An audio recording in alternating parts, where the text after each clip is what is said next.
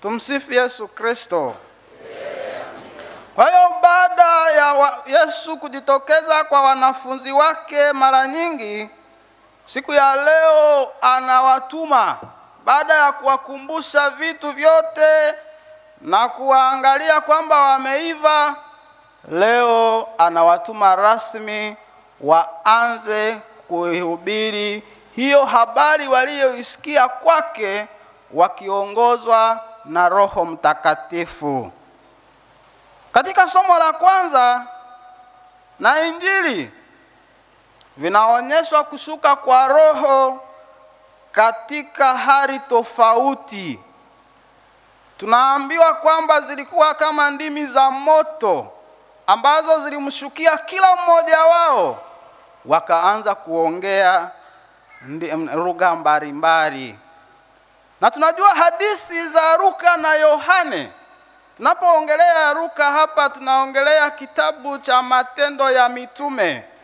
Zinakamilishana na pia zinafundisha kuwa Roho ndiye sheria mpya, nguvu ambayo inawawezesha wanadamu kufanya mema na kuhubiri kwa ujasiri.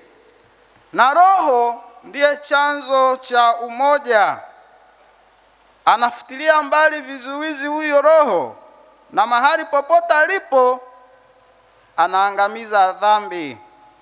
Kwa hiyo siku ya leo tunapopewa vifaa vya kutusaidia katika utume wetu, Dominika iliyopita kupaa kwake Bwana, mitume wake aliwaambia kwamba wataendeleza utume ambao utakuwa umejaa changamoto ili waweze kuleta wokovu kwa wanadamu wote.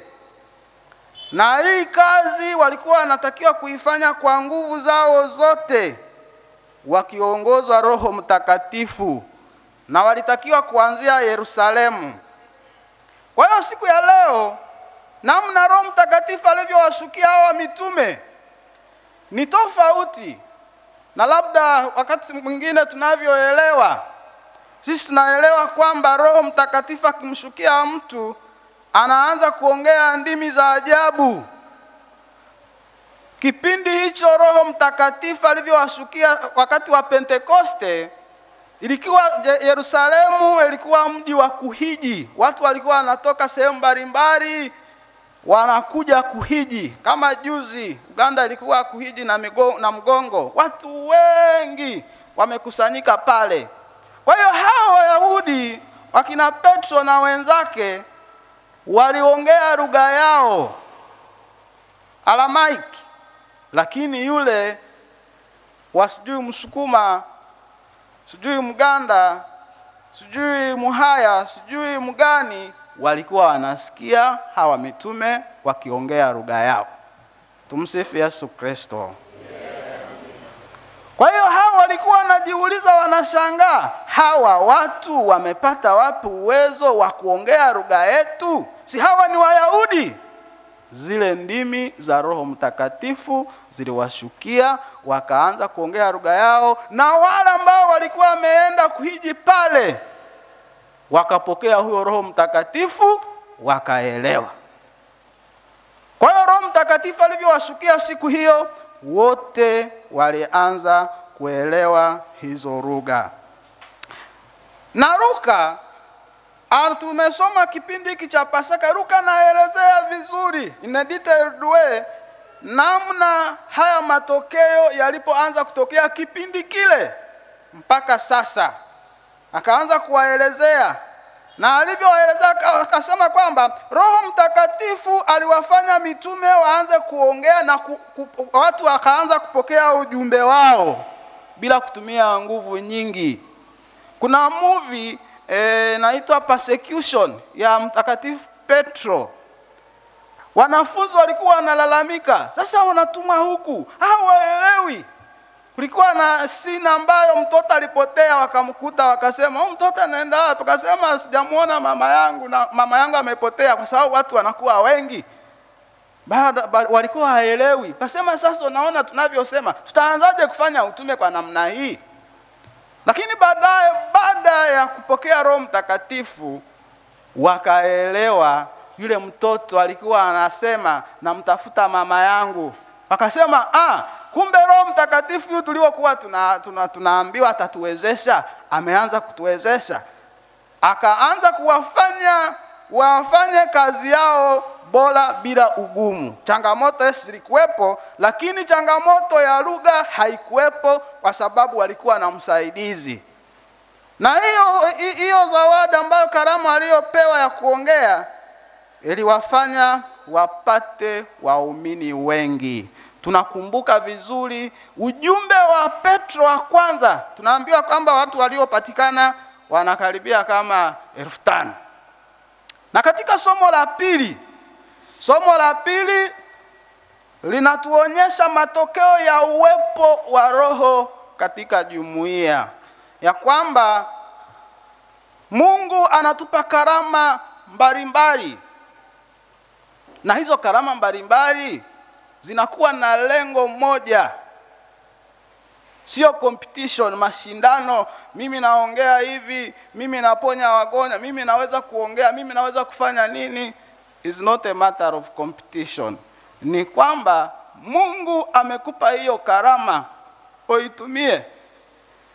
Na kama hutatumia hiyo karama, then you will be accountable. Kama amekupa karama ya kuongea sauti, kusoma, hujawahi kusoma, then you will be answerable. Sababu mwisho wa maisha yetu, on the last day, kwamba tutahukumiwa. Lazima kila mmoja atahukumiwa. Hata wewe ukimhukumu mtu hapa, you are wasting your time. Unapoteza muda wako. Kwa sababu hukumu ya mwisho ni ile ambayo tutakutana na Yesu ana kwa ana. Nakwambia wewe, nilikupa hivi hivyo, ulifanyaje? Nobody knows namna atakavyojitetea, kwa sababu kila mmoja kitabu chake kipo na kimejaa. So lazima kuhukumu atakuuliza, wewe nilikupa sauti ya kuimba, mbona ulikuwa huimbi? Wewe nilikupa sauti ya kufanya hivi, nilikupa sauti ya kuwa kiongozi, mbona hukuwa kiongozi? Then you will start answering yourself. Kwamba sijui kulikuwa na mtu yule, sijui alinikwaza nikafanya nini. That does not matter. Ni kwamba Mungu anavyotupa karama mbalimbali, sisi sote tunatakiwa kuzitumia. Na wote ambao tumebatizwa, tumefika hapa siku ya leo, kila mmoja ana karama yake ambayo iko very unique. Iko very unique. Tunakumbuka hata kwa Wakorinto walianza kujitenga. Hiki kikundi wakaenda wakawa watu wa Petro, wengine wakawa wa Paulo, wengine wakawa wa Barnaba, wengine wakawa wa Apollos, wengine wakawa wa Yakobo. Kila mmoja alikuwa na kikundi chake. But at the end of the day, how did they solve?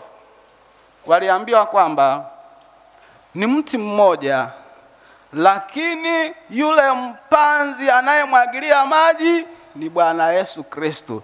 It does not matter kwamba huyu anafuata huyu, huyu anafuata huyu, huyu anafuata huyu, huyu anafuata huyu. Lengo ni moja, kueneza habari njema ya Bwana wetu Yesu Kristo. Tumsifu Yesu Kristo.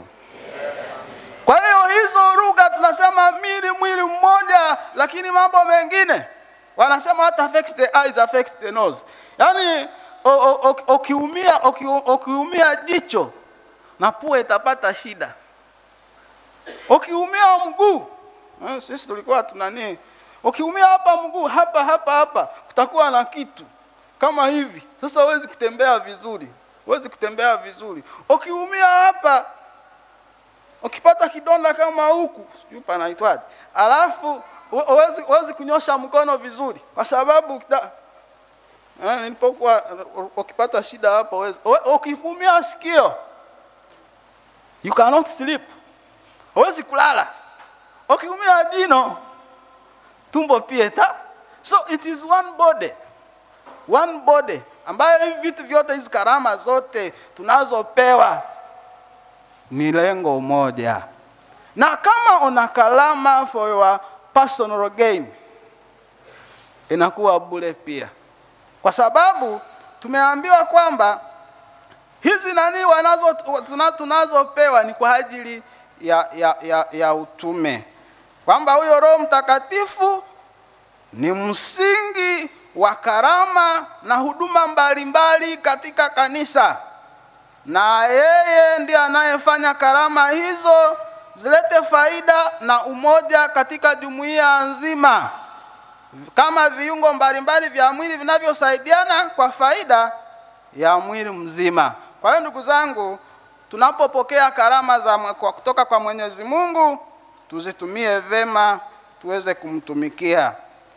Na katika Injili ya leo, Roho Mtakatifu alifanya kazi kuwaunganisha mitume na Yesu mfufuka. Na hiyo ilionyesha kwamba sitawaacha peke yenu. Nakumbuka anasema nitakuwa nanyi milele. Kwa hiyo Kristo kuwapa Roho Mtakatifu alionyesha sijawaacha yatima. Huyo msaidizi naye mpeleka kwenu atawasaidia.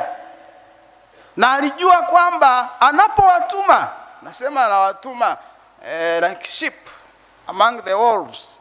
Anawatuma sijui kwenye kama kondoo kwenye mbwa mwitu, lakini nani atawatetea wakiwakamata? Do not say anything. Wewe nyamaza tu, Roho ambayo yuko ndani yako atakutetea. Kwa hiyo katika kusoma Injili ya leo, ndugu zangu, kuna vitu vitatu ambavyo ni vitu vya muhimu, ambavyo ni vitu tunavyotakiwa kuangalia na kujifunza. Hivi ni vyombo, tunaweza kusema ni kama vyombo vinavyotusaidia kuelewa ya kwamba tunatakiwa tufanye nini ili kueneza hii habari njema. Maneno ya Kristo, hayo maneno aliyoongea Kristo ni maneno ambayo yaliwasaidia mitume kufanya reference. Ndio maana tunavyoambia kwamba waumini wanatakiwa kununua Biblia.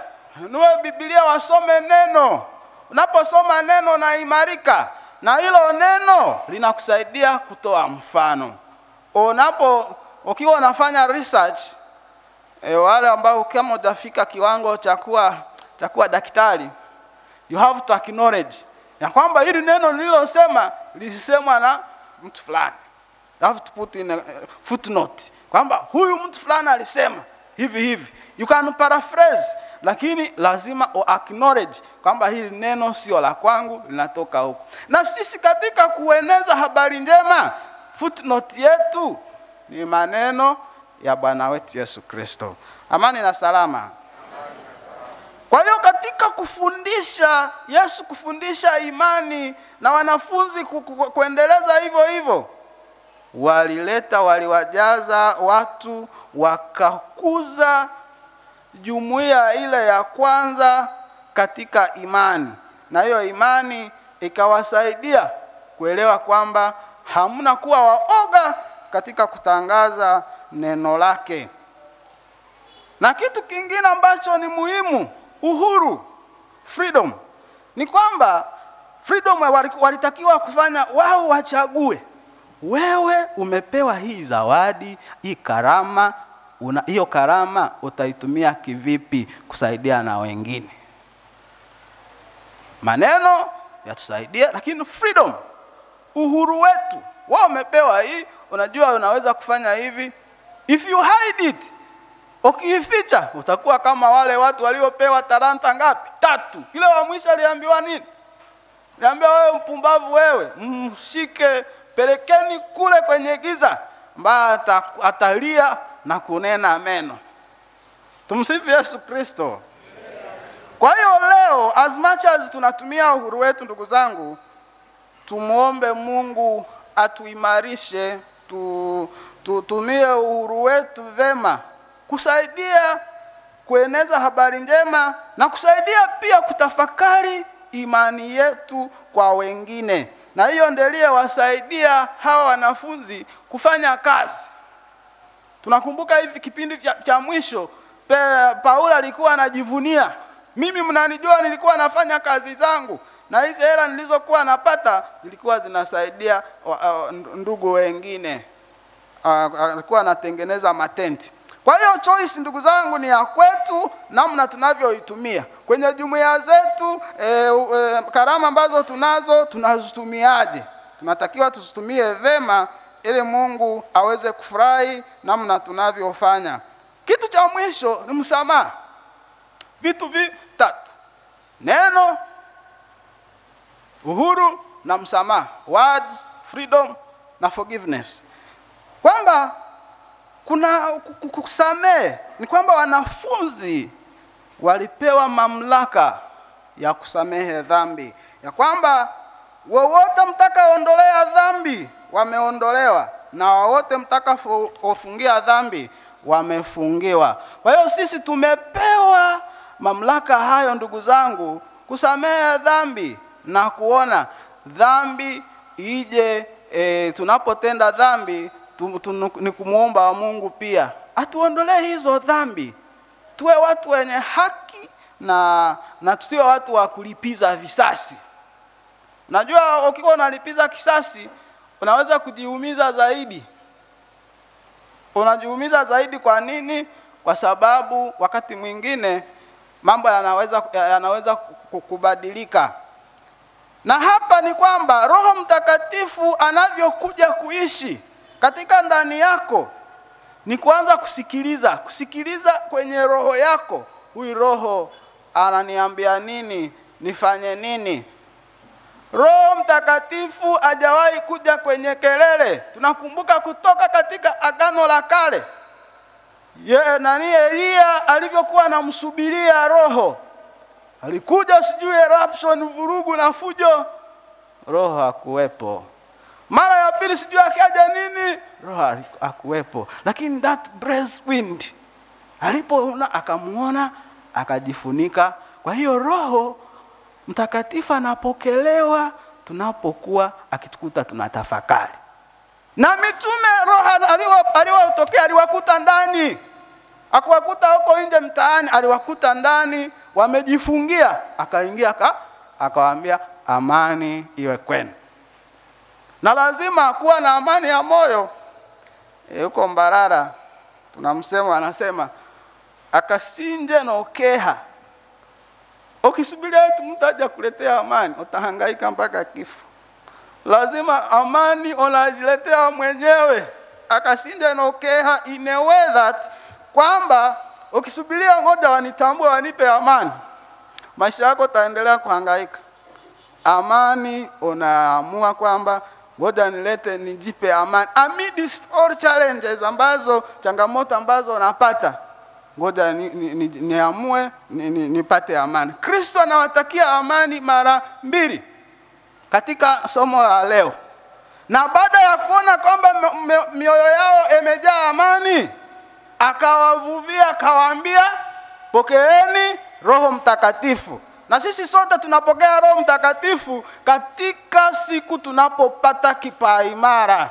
Tunapopata kipaimara, tunapopewa Roho Mtakatifu, then we are sent. Kwamba nendeni sasa, nendeni mkahubiri hiyo habari njema kwa watu wengine. Kwa hiyo huo wokovu tunaoleta inategemea wokovu tunaopata sisi ni kiasi gani tunachowamegea wenzetu. Kama anakuwa mchoyo na mega kidogo, that will be the same measure. Ni kipimo kila ambacho wewe ulichotumia kupimia mwingine utakachopimiwa tena. Kuna msemo wa Kiafrika wanasema nyumbani sio nyumbani tunapoishi. Nyumbani ni pale tunapofanya nini? Tunapokubalika. Home is not where we live. Home is where we belong. Hapo ndo nyumbani. Nyumbani sio huko napoishi, hapana. Home is where we belong. Na Roho Mtakatifu hawezi, usipotoa ushirikiano, Roho Mtakatifu hawezi kukaa kwako. Ndio maana anasema home is where we belong. Sasa Roho Mtakatifu akija, akiingia hapa, akiona is feeling at home, that is home. Lakini sio kwamba naishi hapa, no. Home is not where we live, home is where we belong. Kwa hiyo tujiulize siku ya leo, karama zangu na mamlaka yangu na nguvu zangu na za maneno yangu na uhuru wangu na msamaha wangu na vitumia vipi? Kila mmoja ajiulize maswali hayo wiki hii. Power of my words, freedom and forgiveness, na vitumiaje? Sio kasema mimi sina power. Kila mmoja ana mamlaka. Kila mmoja ana mamlaka. You either una mamlaka juu yako wewe. So hayo mamlaka ambayo unayo juu yako unayatumia kivipi? Na kingine,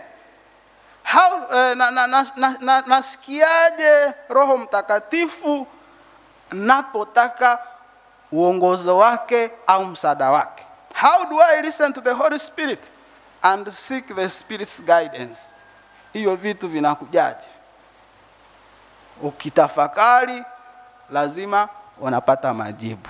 Na kama katika maisha yako, safari yako ya Ukristo, hujawahi kuencounter Roho Mtakatifu, sali sana. Roho Mtakatifu anakuja kwa namna yoyote. Anakuja na lazima uwe na imani sahihi kutambua Roho Mtakatifu. Ndio maana wanasema wakati mwingine unaweza kufanya vitu, baadaye unasema by the way, huyu alikuwa Mungu. It's not my effort. Wakati mwingine tunafanywa vitu, we take credit. Credit inakuwa ya kwetu. Sometimes tunatakiwa kusimama ukasema no, that was God. Kwa sababu kuna vitu vingine, sometimes vitu vya Mungu vinatuchanganya. Ukisoma maandiko matakatifu kama yule kipofu, alikuwa anachezea huo udongo, anafanya nini? Lakini Yesu hakujua kwamba macho yake yako kwenye udongo. Yesu amemchukua, amemweka matope humu, jamaa kaona. Akamwona bibi, akasema huyu wewe una uzao. Bibi anamwangalia, nafikiri alicheka. Kama hujawahi kufika stage ya kupoteza matumaini, mtu akiwa anakupa matumaini, just laugh. Kwa sababu unaona huyu anajua mimi nimepita wapi kufika hapa na niambia nitapata watoto. Kama mtu aliyemwambia Elizabeth au Anna alipokuwa analia, eti wewe utapata mtoto, nitafikiria au Sara alikuwa anamwona akasema you must be joking. Mimi watoto niwapate wapi? Hivi mimi nipate mtoto miaka 80. Lakini baadaye akafanya nini? Akapata mtoto. So vitu vya Mungu wakati mwingine vinatuchanganya tusipokuwa na imani. Aliona Waisraeli wamefika pale Red Sea, akasema hapa kuna njia. Nafikiri walimwangalia Musa akasema you must be joking. Wanatuambia hapa kuna njia. Akasema chukua fimbo yako, mara moja, alipopiga njia ikaonekana. So tukimwacha Mungu, ndugu zangu, atuongoze, mambo yetu yanakuwa vema. Nimesema karama zetu tunazopata zitusaidie kujenga umoja katika kueneza habari njema. Musa alijua vizuri yeye sio mwongeaji. Akasema I don't know how to talk. Akasema don't worry. Akamchagua nani? Akamchagua aweze nini amsaidie. Yeremia akasema hapana, mimi bado mdogo. Akasema kabla hujazaliwa nalikuchagua. Then kama kabla hujazaliwa nalikuchagua, karama inaweza kumaliza miaka mingi ndani mwako, lakini at one time itajitokeza. Ndio maana mtu anaweza kuishi maisha ya uhuni, at the end of the day miaka 60 wanasema ameokoka. Wale ambao wana imani hafifu hii wanaanza kuangalia ndio hayo maisha. Sisi kuna nani? Sisi tunapika maharage kwetu, tunayasoka. Naweka kwenye maji. Ila asubuhi yao yameshaingia maji. So yale maharage ambayo yanakuja juu tunaita kafifi. Haya maharage yanakuwa kafifi. Hiyo kafifi hata ukiyapanda hayaoti. So tumuombe Mungu tusiwe makafifi wa imani. At the end of the day umefanya vitu, alafu unakuwa kafifi, unabaki hapa juu ya maji, wanafanya hivyo wanakutupa huko. Usipotumia karama zako ulizopewa vema, mwisho wako utakuwa kafifi. Kafifi sio jina zuri. Unfortunately nishawahi kupata hilo jina kafifi. Kama watu wanavyonibatiza majina mengi, nishawahi kuwa kafifi. From philosophy nilikuwa kafifi. Lakini kafifi ni jina mbaya. Lakini kwenye mambo ya kiimani unaweza kuwa kafifi, lakini ukiweka kwenye ardhi unatoka. Wanasema with God everything is possible. Kwa Mungu kila kitu kinawezekana. Tusikate tamaa, tumtumikie Mungu, tupokee Roho Mtakatifu, hizo nguvu zituongoze kusimama imara na kumtumikia Mungu. Tusibane na karama zetu ndani. Wewe ni kiongozi, unaona jumuiya haiendi vizuri, unatulia. If you kutulia hivyo, utakuja kwenda motoni.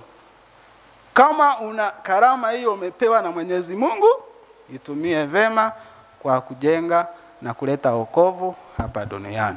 Tumsifu Yesu Kristo. Tusimame tukiri imani yetu. Na sadiki kwa Mungu mmoja,